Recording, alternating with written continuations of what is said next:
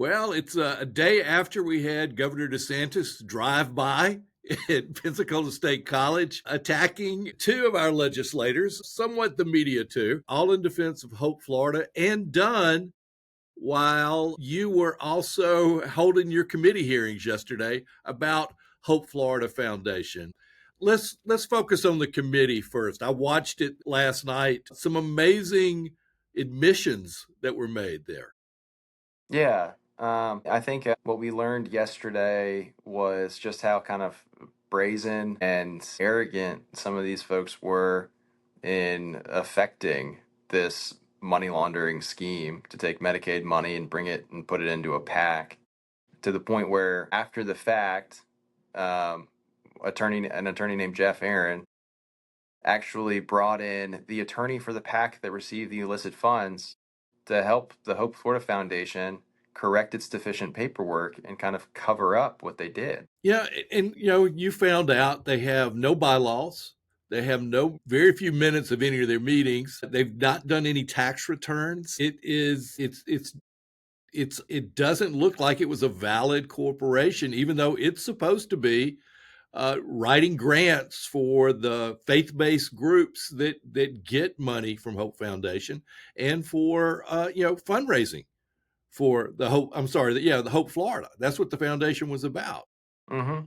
Yeah, no, absolutely. And I think what stuck out to me in that context was there was this $10 million transfer, and you could assume if this Hope Florida Foundation was doing so well and it was raising millions upon millions of dollars, maybe this wouldn't have raised red flags with some people. But we found out yesterday that the foundation, other than this $10 million in illicit Medicaid money that went to them, they'd only raised about $2 million and given out about $500,000 in grants. So the fact that they'd only given out a total of $500,000 in grants before they transferred these two $5 million grants to these dark money groups was certainly shocking. Someone absolutely should have put a stop to that, raised red flags, and asked more questions. Well, and it was interesting the connections that the media have looked at, and y'all looked at it in your committee. All the connections to lobbyists and to the chairman of the actual foundation gets unbelievable amount of money as business with the state.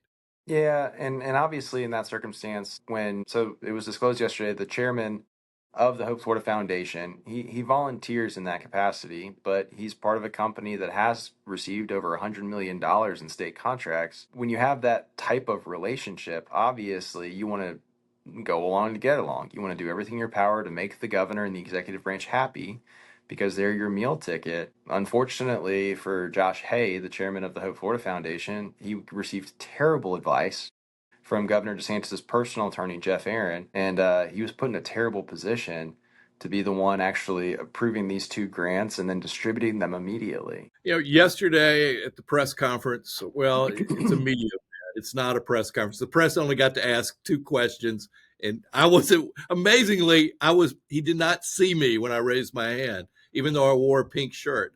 The But it was about Hope, Florida. It was some really, you know, coming after you, coming after Michelle Salzman for her presidential search, trying to open that up to public again, make it in the sunshine. The thing I walked away with out of it is the First Lady gave an impassioned talk about what Hope Florida was about, why she was behind it. They had examples of two nonprofits that came and talked about how they benefited. And you would think, Alex, that if you got a $10 million, that you would want to put that money out in these faith-based groups, because some of these groups said it was like $20,000. It wasn't a lot of money. How many more people could they have helped? But they give it to the Chamber Foundation that's raised $14 million on top of this five that they got. It seemed they didn't want to address the issue. It was more about, on the surface, Hope Florida looks like a really good program, but their actions don't match up. Yeah, the second you start peeling back the layers to the onion, you realize how many red flags there are On the foundation side, obviously, this lack of paperwork, this lack of oversight, this use of the Hope Florida Foundation bank account as a slush fund for James Uthmeyer's PAC, all of those are huge concerns. But then on the operational side, the state employees that are acting as Hope navigators now. I asked yesterday the executive director of the Hope Florida operational arm, Eric Dellenbeck, if he was aware how heavily Hope Florida featured in the state's largest contract, these Medicaid contracts, and how many services ACA claimed the Hope Navigators could provide. He wasn't even sure what loneliness services were. So the fact that loneliness services provided by Hope Florida feature so heavily in the state's largest contract is a huge concern. I mean, it's like they're not for an idea that's supposed to break down barriers.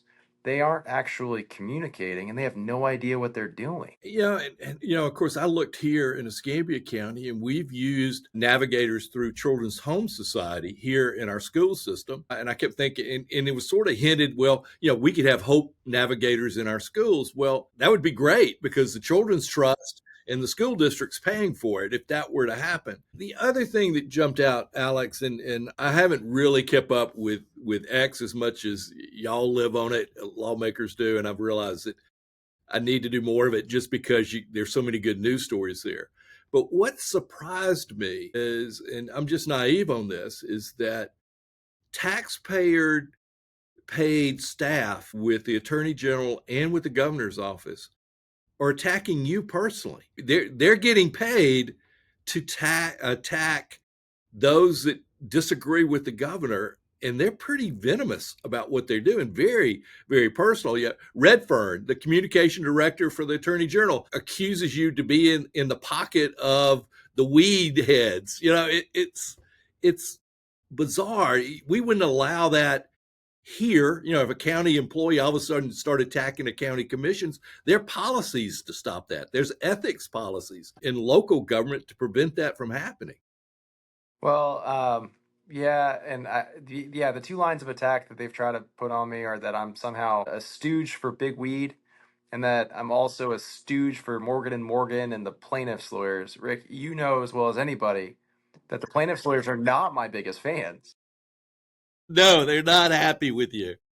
Um, I think it's so coming. so They actually become popular now, but it is bizarre how they're attacking you. Well, when you can't push back against the actual argument and the principle, you start trying to go after the person making the argument, and so that's what they're doing. And we're used to this at this point. I mean, if the bots on Twitter that are super active for Governor DeSantis move the needle at all, DeSantis would probably be in the White House and he probably would be getting more of his way in the legislature. But the thing is, I mean, Governor DeSantis put out this kind of manic, super emotional plea to Northwest Florida to call us yesterday. And the only phone calls I've gotten from staunch, strong conservatives in Northwest Florida are encouraging me to keep going and keep doing what I'm doing. I think it was a major misstep for Governor DeSantis to do what he did yesterday between kind of like his manic emotional phrases and the fact that he excluded so many local Republicans from the event. He looked more like a carpetbagger than ever before, and it did not play well. And it's the first time I can see a definitive tone shift and sea change in how people view the governor here at home.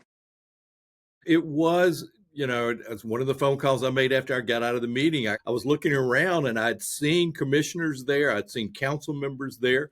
The mayor of Pensacola canceled his press conference. So I assumed that he thought he was going to be there. And they weren't, from the word I'm getting, they weren't allowed upstairs. And I've never seen that happen.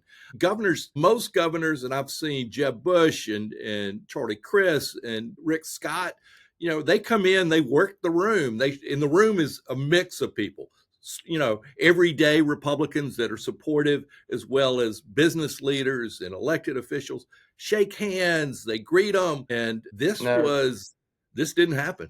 this was like a group of fringe kind of crazy folks from North Santa Rosa County.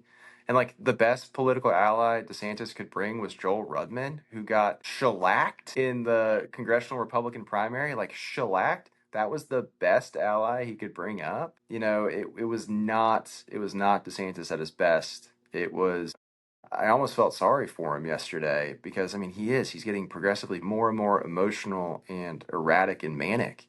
And I don't know who he listens to, who he takes advice from, but he's doing a lot to hurt his legacy right now. And that I feel bad a lot. I feel very bad about that just because I've been here for 6 years and I've done so much with and for the governor. Like I'm proud of my service the past 6 years. It's unfortunate that Governor DeSantis is insisting on kind of ruining his own legacy. It was really, it took me a while really to process it. I mean, Rudman, I joked on on the blog, is we had Festivus early that he had to give us his litany of grievances against Alex Andrade. I had so many people from Santa Rosa County reach out to me and apologize to me for how crazy Mhm. Redmond sounded yesterday. I mean, again, I don't feel any pushback right now. I mean, like it's kind of like watching somebody self implode. You kind of feel bad for them. Well, this could be handled so easily if, just, put out the documents, show us what happened. That's the way you handle controversy. I do feel sorry for UWF because they got thrown under the bus a little bit without any real facts or any, you have a university, you have the chancellor of the system there, Rich Rodriguez, talking about how well our colleges and universities are doing nationally and about our performance base and how the surveys have come back and our kids aren't being indoctrinated in our colleges. Conservatives feel free to express their feelings. And and the governor does that UWF needs to buckle up. And you wait, we're high at the performance level. We're the reason the state looks so good. And on the behavior and the attitudes on campus, we're above many of the Division One colleges and how And kids feel. it was telling that DeSantis didn't do this press conference at UWF. It was almost like he was afraid to be there. Well, and I don't think they were invited. I don't think they would have been welcomed. It was a sad day. It was an odd day. What's the next step for your committee? What do you have coming up next as far as this Hope Florida? Well, I've invited James Uthmeyer's partner in the conspiracy, Jeff Aaron, to come and explain himself next week in my committee. Also invited the two executives from the two dark money groups that received the $5 million grants to come and explain themselves next week. So we'll see if they show up. I've demanded documents from as many people that I think have information as I can. I expect them to comply with that on short order, and if they don't, we'll issue subpoenas because we're doing our job, applying oversight, and getting to the bottom of this mismanagement of Medicaid money. And I don't intend to be intimidated out of it or stonewalled in the process. So we'll keep pursuing it until we reach some kind of conclusion. Okay. Well, Alex, I know you've got a busy day. Y'all are meeting, but thank you for coming on this morning. Thanks, Rick. All right. Take care.